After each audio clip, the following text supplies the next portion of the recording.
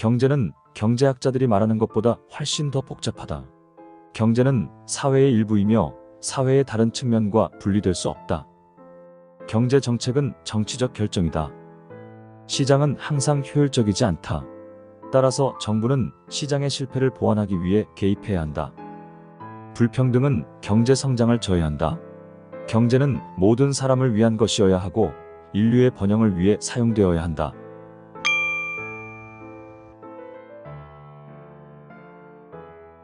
갤브레이스가 불확실성의 시대를 출판한 때는 1977년이다.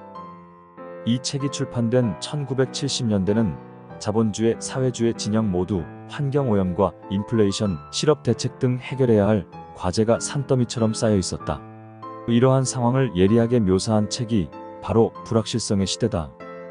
과거에는 애덤 스미스의 보이지 않는 손이나 마르크스의 자본주의 붕괴론 등과 같이 그 시대를 이끌어가는 확실성이라고 말할 수 있는 경제 사상이 있었다고 할 수 있다. 그런데 현대는 확실성 하나만으로는 모든 문제에 완벽하게 대응할 수 없는 경우가 많다. 그런 여러 가지 불확실성에 대해 대비시키는 것이 바로 이 책의 기본 주제다.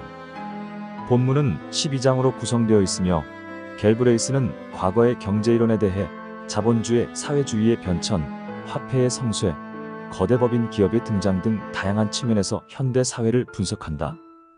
이 중에서 갤브레이스가 불확실성의 근원으로 생각한 것이 바로 법인 기업이다.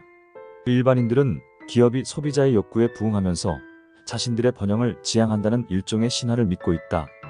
그러나 실상 기업은 정부와 이익을 나눠 가지면서 가격, 심지어 소비자의 취향까지도 교묘하게 조종하고 있다. 이렇듯 신화와 실체 사이의 괴리야말로 불확실성의 상징이라고 이 책은 말한다. 불확실성의 시대는 영국의 텔레비전 방송국 BBC가 방송한 내용에서 파생된 책이다. 처음부터 일반 시청자를 대상으로 만들어졌기 때문에 전문 서적처럼 너무 딱딱하지도 않다. 또 갤브레이스 본인이 원래 명문장가로 유명하여 초보자도 어렵지 않게 읽을 수 있다. 아카데미즘의 관점에서 보자면 갤브레이스는 이단하였다. 어떤 학파에도 속하지 않았으며 수많은 저작도 학술지의 논문으로 발표한 것이 아니다. 그러나 그는 행정 관련 기관과 경제지에서 일했던 실전 경험을 통해 현실 경제를 온몸으로 체감하고 시야를 넓혀왔다. 또한 불확실성의 시대에서 그는 경제의 역사적인 시점을 추가했는데 사상은 사회와 밀접한 관계가 있다는 믿음으로 시대 배경을 경제이론에 포함시키면서 자신의 학설을 전개한 것이다.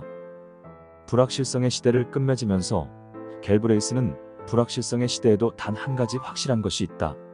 핵폭탄이 서로의 국가에 떨어지면 지구 자체가 살아남을 수 없다는 것이다. 그러나 우리는 아직 이 문제에 정면으로 대응하지 않고 있다라고 말한다. 경제를 이야기하는 책의 결론으로는 조금 어울리지 않는 느낌도 있다. 그러나 이는 갤브레이스가 핵폭탄이라는 다소 극단적인 예를 통해 현실 문제에서 눈을 돌리지 말고 적극적으로 맞설 필요가 있다라는 보편적인 메시지를 담았다고도 해석할 수 있을 것이다.